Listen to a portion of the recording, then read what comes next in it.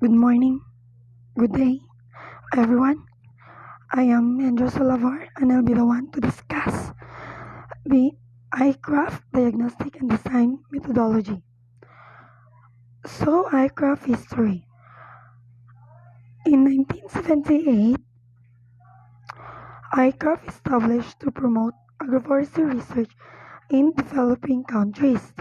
Then, ang meaning ni sa ICRAF sa 1978 is International Council for Research in Agroforestry. So ICRAF is created in response to visionary study by John Ben of Canada's sa IDRC, International Developing Countries Center. So, kaning study is may nakauna sa agroforestry nga term. Then, in 1980, ICRAF operated as an information council focused on studying and documenting agroforestry in Africa. Then, in 1991, na-change ang ICRAF ang council to center. So, ang meaning nasa ICRAF sa 1991 is International Center for Research in Agroforestry. Kay ang ICRAF ni-join siya sa Consultative Group of International Agriculture to conduct strategic research on agroforestry throughout the tropics. Kay ang kaning CGIAR o ang ICRAF kay na sila kaparehas ani nga mga goal. So first kay ang CGIAR man kay naman siya goal nga reducing poverty, increasing food security, and improving the environment. Muna siyang na-change ang council to center. Then in 2002, center acquired brand name World Agroforestry, but until now, ginatawag Japon siya as ICRAF. So, ICRAF kay legal name Japon siya until today. So, next is, what is ICRAF?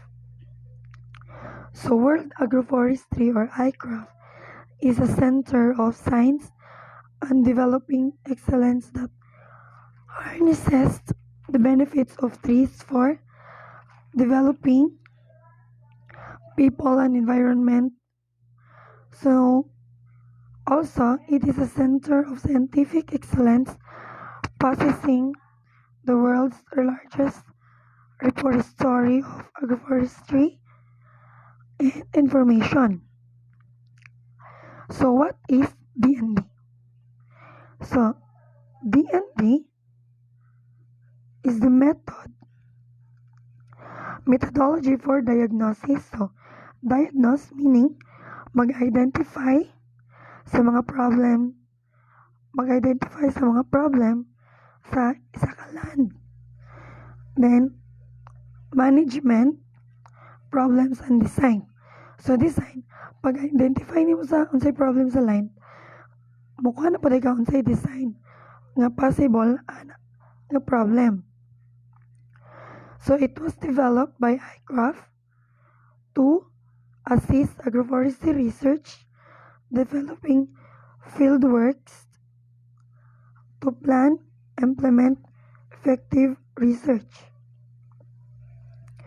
So, nasa three features ang diagnostic and design.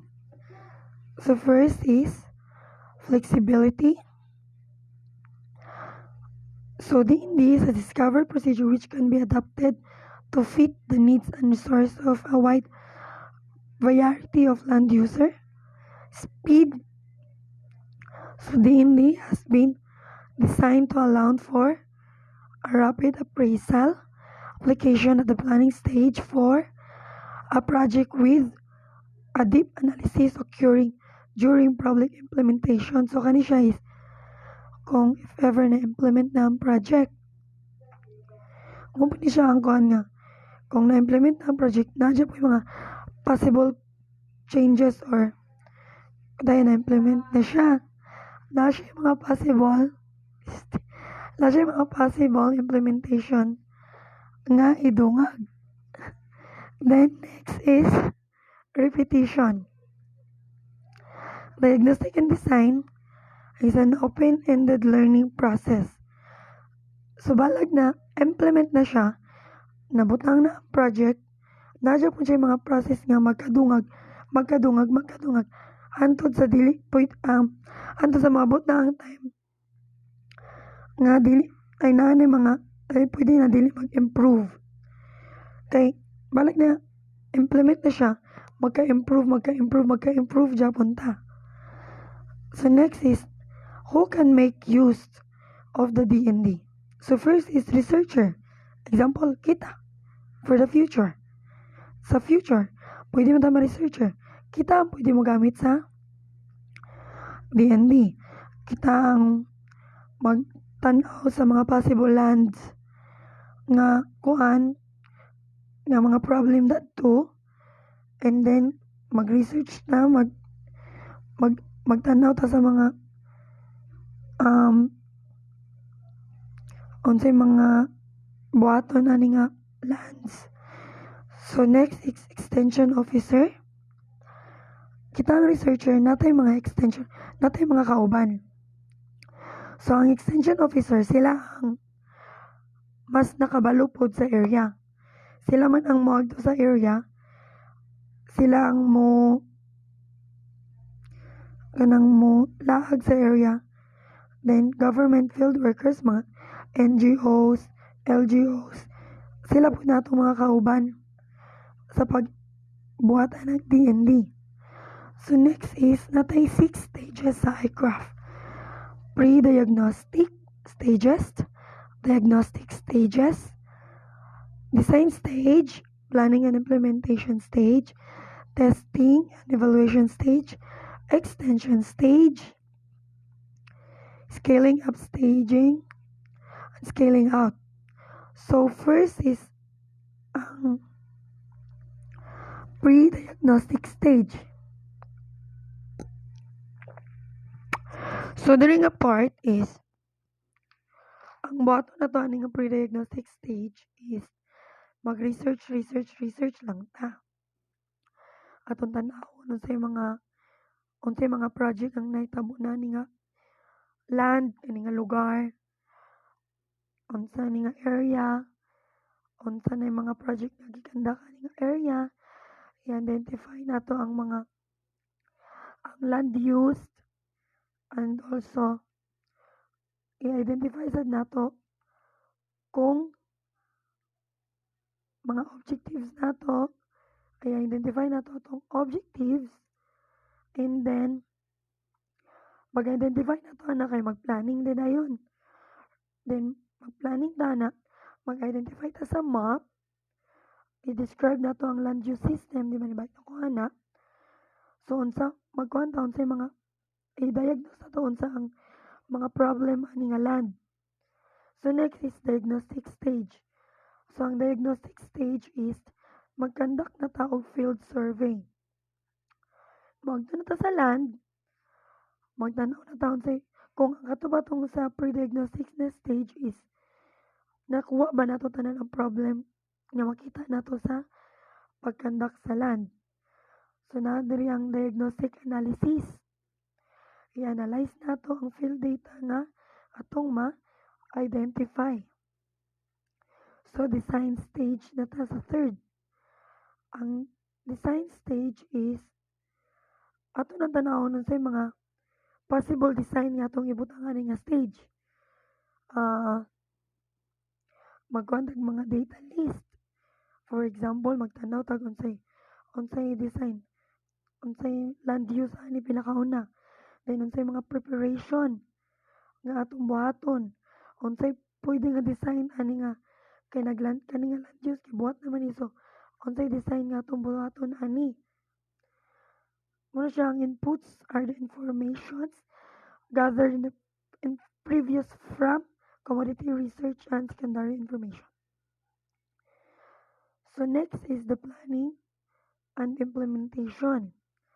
So during a part is giplano na jud siya, gikuha na tanan data gathered, gianay na, giplano na siya kung unsa na jud possible, unsay design nga atong buhaton ani nga land kay tanan kung if ang example ani if ay dili tanan land nga atong i-design is kani po atong i-design sa pikas nga land kay lain-lain ang land use sa isa ka community.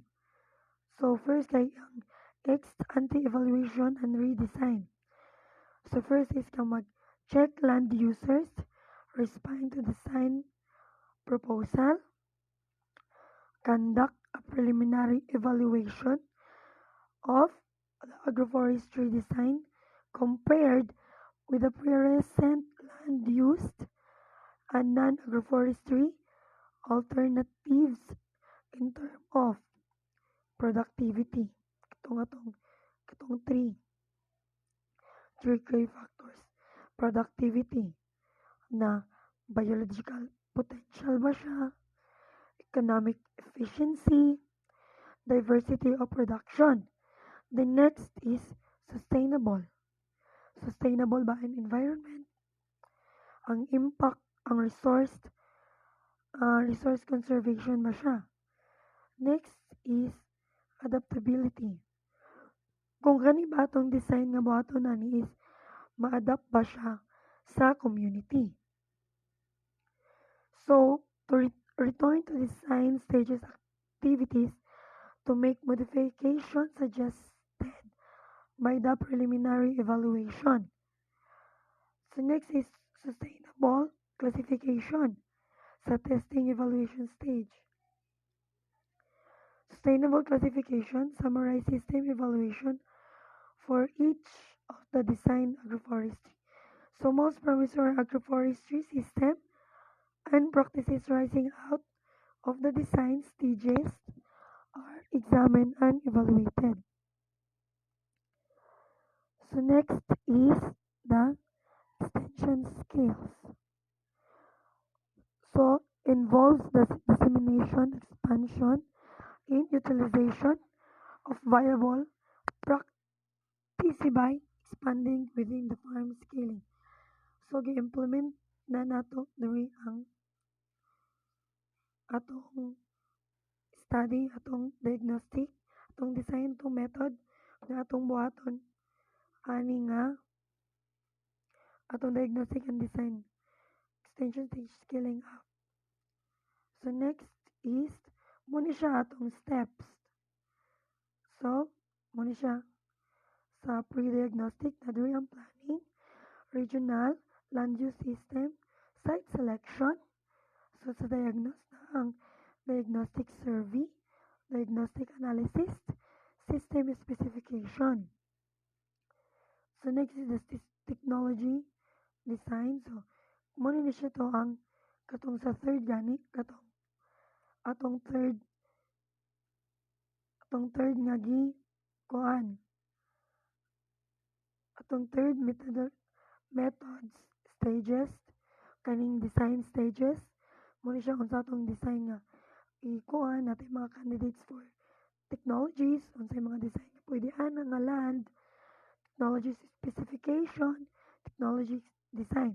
Next is the evaluation and redesign. So, muna ang atong implementation, planning and implementation. Then planning and implementation, research needs, research and extension plan. Then program implementation. Muna ni ang last nga implement na nato kay nakuha na nato tong step 5. Then ang last is implementation. So next is the design. The good agroforestry design. So pag atong implement, atong din tanawon ang productivity. So kung kuan ba there are many different ways to improve productivity with agroforestry. So first is na-increase ba ang output of tree products sa atong gi-implement nga design. Next is improve yields of associated crops, reduction of cropping systems, input, increase labor efficiency, diversification of production, satisfaction of basic needs and other measures of economic efficiency of achievements of biological potential. Next is to sustainability. So, pag-improve sa sustainable of production system, agroforestry can achieve its conservation goals while appealing directly to the motivation of low-income farmers who maybe not always be interested in conservation for its own sake. So, adaptability. So, pag-implement nato na-adapt ba nila, especially sa mga gapuyo dadto, na-adapt ba sa mga tao ang mga methods, ang mga designs nga atong gi-implement ani nga lugar. So, thank you. That's all. And unta namin nasabtan balag gamay lang. Thank you very much.